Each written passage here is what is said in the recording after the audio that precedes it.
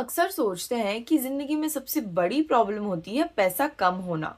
लेकिन एक्चुअली में तो असली प्रॉब्लम है गलत जगह खुद को सेफ समझ लेना। और यहीं से चालू होती है मिडिल क्लास की सबसे महंगी गलती।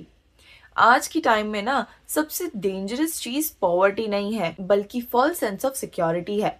जब तक सैलरी आती है ना तो हम यही सोचते हैं कि सब अच्छा चल रहा है, ईएमआई मैनेज हो रही है, सब ठीक है। एंड इसी ठीक है के चक्कर में ना हम अपनी पूरी लाइफ निकाल देते हैं। ये ध्यान नहीं रखते कि फाइनेंशियल इमरजेंसी कभी वार्निंग देकर नहीं आती।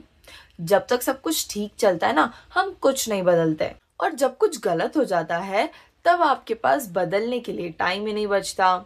जरा सोचिए, लोग बोलते हैं कि अभी तो सब नॉर्मल चल रहा है, जॉब भी सेफ है, सैलरी भी आ रही है, और ये अब कब अब नहीं में बदल जाता है ये किसी को पता नहीं चलता।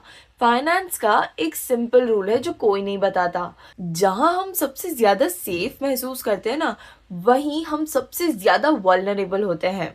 चाहे वो जॉब हो, बिजनेस हो, एफडी हो। अगर हमें लगता है ना कि ये सेफ है तो वही हमारा ब्लाइंड स्पॉट बन जाता है। एंड मिडिल क्लास की पूरी फाइनेंशियल लाइफ ना इसी ब्लाइंड स्पॉट पर चलती है। सैलरी पर ब्लाइंड फेथ, बैंक पर ब्लाइंड फेथ, सिस्टम पर ब्लाइंड फेथ, और खुद पर सबसे कम फेथ।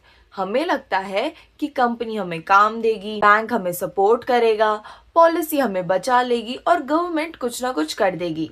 लेकिन सच बात तो ये है कि क्राइसिस के टाइम पर ना ये सब सबसे पहले अपना इंटरेस्ट देखते हैं एंड आपका बाद में। कल आप एम्प्लॉय थे, आज आप रोल रिडक्टेंट हो गए।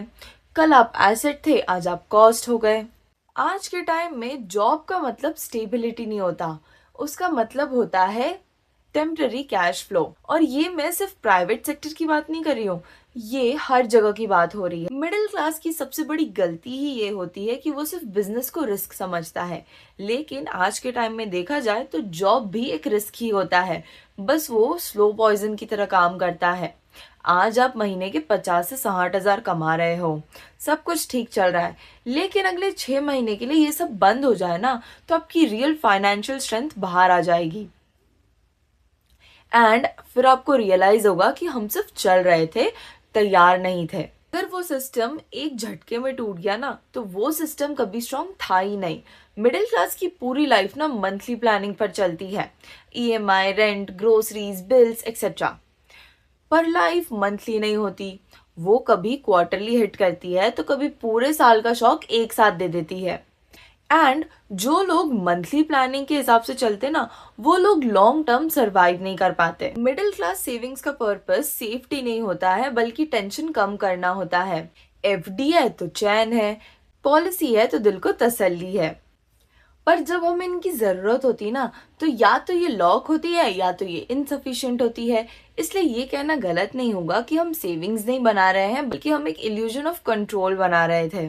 फाइनेंशियल सेफ्टी का मतलब ये नहीं होना चाहिए कि आपके पास कितना पैसा है, बल्कि ये होता है कि अगर आपकी इनकम बंद हो जाए कुछ टाइम के लिए तो आप कितने टाइम तक सरवाइव कर सकते हो बिना किसी के आगे हाथ फैलाए।